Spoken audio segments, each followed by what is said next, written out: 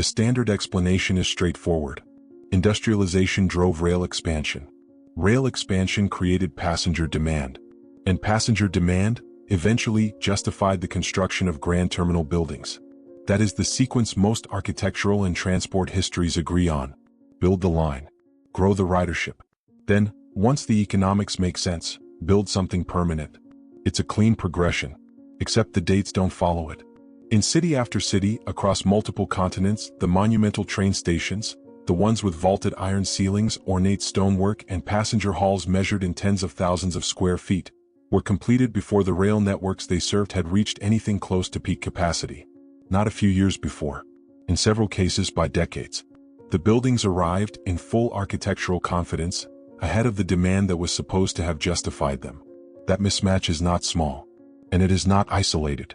This video explores historical interpretations and unanswered questions found in existing records. It does not present definitive conclusions. To understand why any of this is worth examining, you have to first accept the official history on its own terms, and the official history is genuinely remarkable. The mid-19th century was an era of near unprecedented infrastructural ambition. Steam locomotion had demonstrated commercial viability by the 1830s. Private capital, drawn by the promise of freight and mail contracts, began funding rail corridors at speed. By 1850, Britain alone had laid over 6,000 miles of track. The United States followed a similar curve, with rail mileage doubling and redoubling across each subsequent decade. This was not gradual drift. It was coordinated, aggressive, and highly profitable expansion. The stations built to serve these networks were, at least in the early phase, appropriately modest. Wooden platforms. Functional brick sheds. Simple ticketing rooms. The infrastructure matched the scale of operations, as you would expect from investment-driven construction answering real demand. And then something shifts. Beginning in the 1850s and accelerating into the 1860s and 1870s, a different category of station begins to appear. Not functional sheds but civic monuments. Buildings with façades derived from Renaissance palaces, from Gothic cathedrals, from Roman baths. Interiors with soaring train shed roofs requiring some of the most complex iron engineering of the century. Passenger concourses larger than any contemporary crowd could reasonably fill. The engineering alone demands attention. The iron and glass roof of London's Paddington Station, completed in 1854, spanned over 100 feet at its widest point. A structural challenge that required direct collaboration with Isambard Kingdom Brunel and the architect Matthew Digby Wyatt. The solution was innovative, expensive, and built to a scale that assumed decades of future passenger volume. Paddington, in 1854, served a rail network still in active construction. The Western Main Line had only reached Exeter 4 years earlier. Bristol had been connected less than 15 years prior. The building assumed a future that hadn't arrived yet. This could, of course, be explained by confidence. Victorian industrialists were not known for timid projection. The argument runs that rail investors and civic authorities, seeing the trajectory of growth, simply built ahead of the curve, an act of deliberate forward planning rather than any anomaly worth examining. It's a reasonable explanation, until you start looking at the proportions. St. Pancras Station in London, opened in 1868, contained a train shed, designed by engineer William Henry Barlow, that was, at the time of its completion, the largest enclosed space in the world. The single-span roof stretched 240 feet across without any internal columns. The passenger floor, elevated above a vast undercroft used for beer storage, covered an area most contemporary transport hubs would find adequate today. In 1868, the Midland Railway, the operating company that built it, carried approximately 12 million passengers annually across its entire network. 12 million passengers, distributed across dozens of stations. The proportional logic requires scrutiny. It isn't that the building was large. It's that the scale of ambition appears disconnected, in measurable terms, from the operational reality of the moment. The undercroft alone, which ran the full length of the station and was designed with structural precision, held Burton-on-Trent beer barrels in a space that later historians would describe as architecturally over-engineered for that single purpose. Across the Atlantic, similar patterns emerge at similar moments. Grand Central Depot in New York, the predecessor to the terminal that stands today, was completed in 1871. It was, at the time, the largest rail station in the United States. Its main facade stretched over 600 feet. Its train shed held multiple simultaneous departures. The building replaced a collection of earlier, more modest structures that had functioned adequately for the existing traffic volume. The replacement wasn't driven by overcrowding. Contemporary accounts describe the older facilities as functional, if undistinguished. The decision to build at monumental scale appears driven by something other than immediate operational pressure. The pattern that emerges when you examine these projects individually is one of consistent and simultaneous overpreparation. Not in one city, not from one railway company, not under one government, but across different nations, different investors, different political systems, all arriving at buildings that seem calibrated to a passenger volume that, in many cases, would not materialize for another 20 or 30 years. That could be coincidence, parallel ambitions producing parallel outcomes.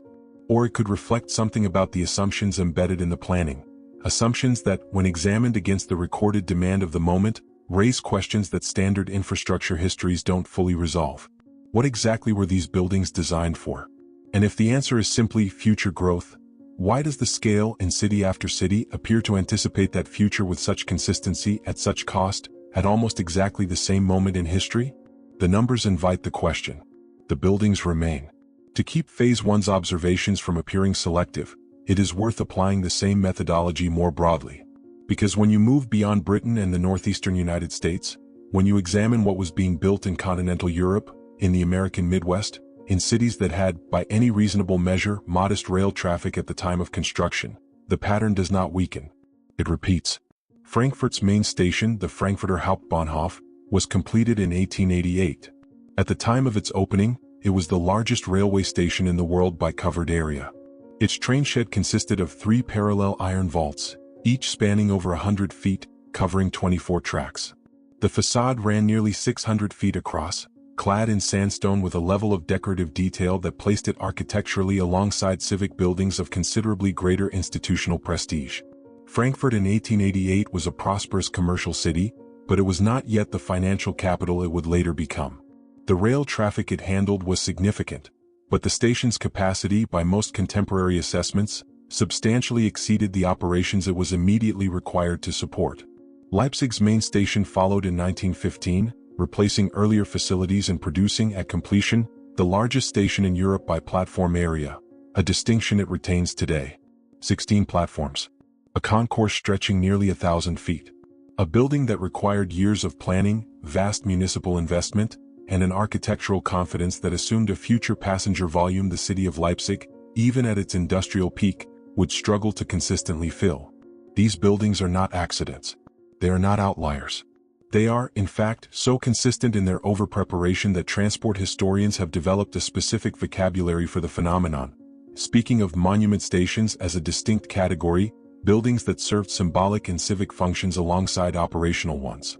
The standard interpretation is that these structures were expressions of national or civic pride, built large to communicate the importance of rail travel and the power of the institutions behind it.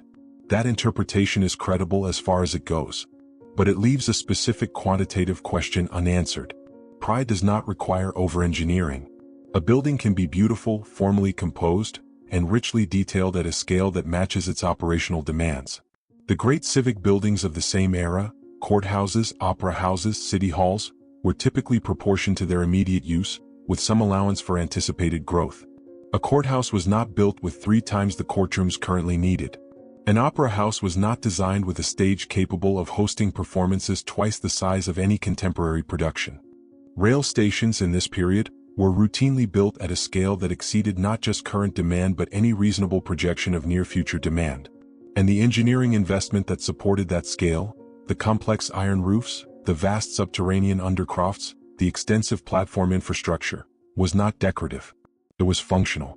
It was built to be used. That distinction matters.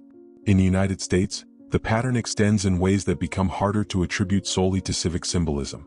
Washington Union Station, completed in 1907, was designed by architect Daniel Burnham as part of a broader urban planning initiative for the American capital. Its main waiting room remains one of the largest rooms in the United States.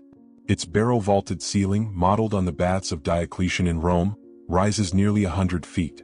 The building's total floor area, including support spaces, was at the time of construction the largest train station in the world. Washington, D.C. in 1907 was a city of approximately 300,000 people. Its rail traffic, while nationally significant given its role as a federal hub, was not exceptional by the standards of New York or Chicago. The station scale was not a response to existing passenger volume. It was a statement about something else, and that something else, in Burnham's own writings, was explicitly about the city's anticipated future role. What is notable is not the ambition. It is the consistency with which that ambition across different cities, different architects, different funding models, and different political contexts produces structures of a remarkably similar order of magnitude. Chicago's Union Station, completed in 1925, but planned from the first decade of the 20th century, followed the same template. A classical facade of colossal scale. A great hall with coffered ceilings and clerestory windows producing an interior light quality associated more with religious architecture than transit infrastructure. Passenger facilities designed for a volume that, even during Chicago's peak rail years in the 1940s, the station never consistently approached. The United Kingdom provides perhaps the densest concentration of this pattern. Beyond Paddington and Street Pancras, there is Birmingham New Street, a station rebuilt in the 1850s to a scale that dwarfed the city's immediate requirements. There is Liverpool Lime Street, whose train shed, when completed in 1867, held the largest single-span roof in the world at that moment. There is Glasgow Central, expanded in the 1870s and 1880s to accommodate a volume of Scottish rail traffic that, by the station's own operational records, would not fully materialize for another 2 decades. In each case, the official explanation involves some combination of competition between railway companies, civic ambition, and forward-looking investment. These are not implausible factors. Railway companies in Victorian Britain genuinely competed for passengers, and a grand terminus was one differentiator among several. But the competitive pressure explanation carries a ceiling. At a certain point, the investment in scale exceeds any return that passenger competition could justify. Some of these buildings cost, in contemporary terms, sums equivalent to significant fractions of national infrastructure budgets. The commercial logic, applied strictly, does not hold at those magnitudes. What the standard histories acknowledge, when pressed, is that a subset of these buildings exhibits what one architectural historian termed structural preparedness beyond operational necessity. The phrase is careful. It does not assign cause, but it identifies something real, a recurring condition in which the physical infrastructure arrived in advance of the system it was theoretically built to serve. Some researchers, examining this condition across regions and decades, have begun to ask whether these buildings were responding to something other than the rail networks we associate with them today. Whether the scale reflected assumptions about a prior or parallel infrastructure, one that the standard historical record describes only in fragments. Those researchers use a particular label for that broader interpretive question. It is a label this documentary will turn to next. The label appears in most serious discussions, almost reluctantly. It enters not as a claim but as a category, a way of grouping observations that resist comfortable placement within the standard explanatory frameworks. Researchers who use it are not uniform in what they mean by it. Some treat it as a loose cultural shorthand. Others apply it with more structural intent. But the observations that draw people toward it are, by this point in the conversation, familiar ones. Infrastructure scaled beyond immediate demand, architectural confidence that preceded operational justification, systems appearing in place before the populations and economies that supposedly required them had fully formed. The word is Tartaria. It is necessary to be precise about what that word does and does not mean in this context, because it carries considerable interpretive baggage depending on where you encounter it. In mainstream academic history, Tartaria, or Tartary, refers to a real and well-documented geographic and political designation. It appears on European maps from the medieval period through the early 19th century, describing a vast and loosely bounded territory across Central and Northern Asia, inhabited by a range of Turkic and Mongolic peoples. It was never a unified empire in the formal sense. It was a cartographic and conceptual label, applied by European mapmakers to regions that were, from their perspective, distant, incompletely surveyed, and culturally distinct from the Western and Near Eastern civilizations they understood more directly. That is the documented historical usage. It is not contested.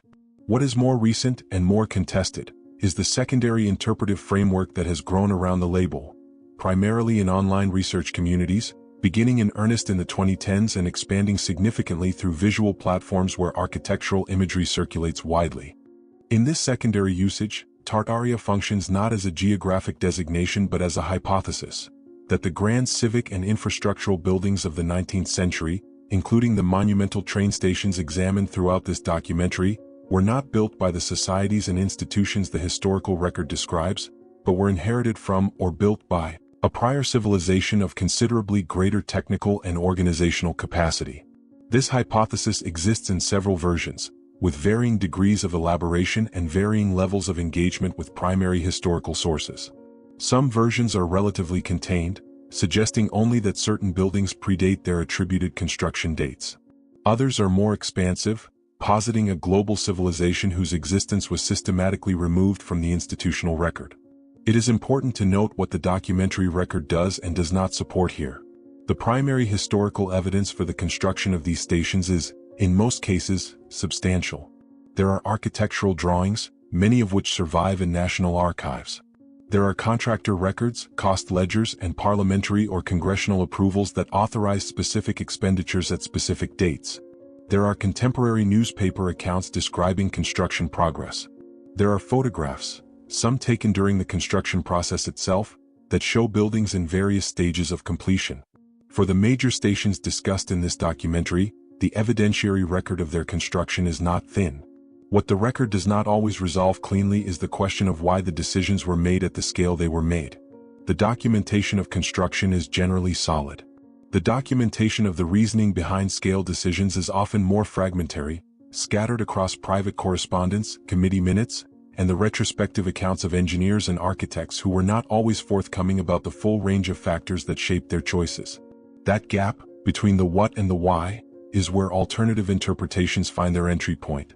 One interpretation, favored in academic architectural history, is that these buildings represented what historians call the monumental sublime, a deliberate aesthetic and civic strategy by which industrial-era institutions communicated permanence, authority, and civilizational confidence through built form. The scale was, on this reading, rhetorical.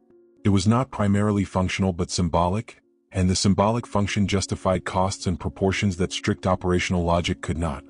Another interpretation, found in transport economics literature, emphasizes the role of speculative investment.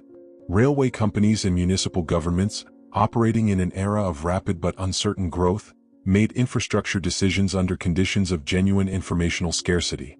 They could not know how quickly passenger volumes would grow. Building large was, on this reading, rational risk management, an insurance against the prohibitive cost of expanding an undersized facility once demand materialized.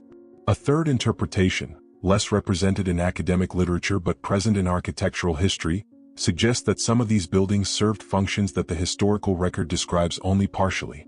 That the vast undercrofts, the oversized concourses, the infrastructure calibrated well beyond passenger handling requirements, reflected planning assumptions rooted in uses that were either modified over time or never fully implemented. None of these interpretations is mutually exclusive. None is, in isolation, fully satisfying. The Tartaria framework, whatever its evidentiary weaknesses, gains traction precisely because it offers a single explanatory principle for a pattern that the standard frameworks address only piecemeal. If you accept the premise, even hypothetically, that these buildings predate the civilizational context the historical record assigns to them, then the scale anomalies, the over-engineering, the infrastructure without proportionate demand, resolve into coherence. They were not built for the rail networks we associate with them. They were already there. The difficulty is that this coherence is achieved by setting aside a substantial body of documentation rather than engaging with it. The architectural drawings exist. The construction photographs exist. The contractor invoices exist. A hypothesis that requires the systematic dismissal or redating of this material carries an evidentiary burden that, to date, the Tartaria interpretive community has not fully addressed. Some researchers who work adjacent to these questions, neither fully inside the alternative framework nor dismissive of the scale anomalies it attempts to explain, suggest a more modest formulation, that the standard histories may be complete in their factual claims while remaining incomplete in their explanatory ones. That the buildings were built when the records say they were built by the people the records identify, and that the question of why they were built at that scale, with that consistency, across that many independent contexts remains genuinely open. That is not a satisfying place to end. But it may be an honest one. The stations remain standing.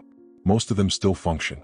Passengers move through concourses that were proportioned by any strict operational measure for a crowd that took decades to arrive, and in some cases never fully did. The iron roofs still span their improbable distances.